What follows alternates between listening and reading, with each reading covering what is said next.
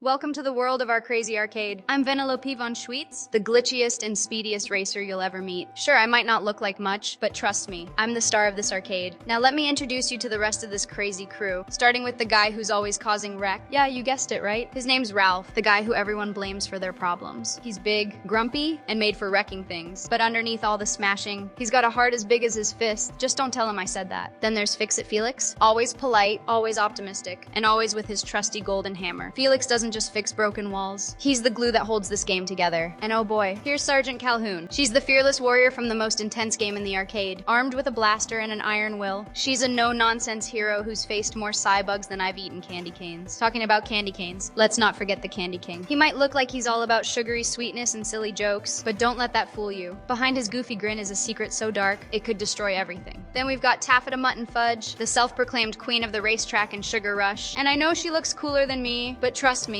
she's not exactly the nicest piece of candy in the jar. And Sour Bill? Yeah, the name says it all. He's King Candy's little assistant who's as sour as a lemon drop. He barely talks, but when he does, it's never anything cheerful. Oh, and Gene? He's from Ralph's game and has a personality about as exciting as a brick wall. He's always pointing fingers at Ralph, blaming him for everything that goes wrong. And let's not forget the Surge Protector. He's the arcade's security system, and let's just say he takes his job way too seriously. If you're not following the rules, be ready for the consequences. Then there's Mr. Litwack, the man who owns the arcade. He's kind and clueless at the same time. He doesn't have any idea what happens inside these games when the arcade lights go off, and honestly, that's probably for the best. So, there you have it, the wild, wacky, and totally unpredictable world of Litwack's arcade. Buckle up because it's gonna be a glitch-tastic ride.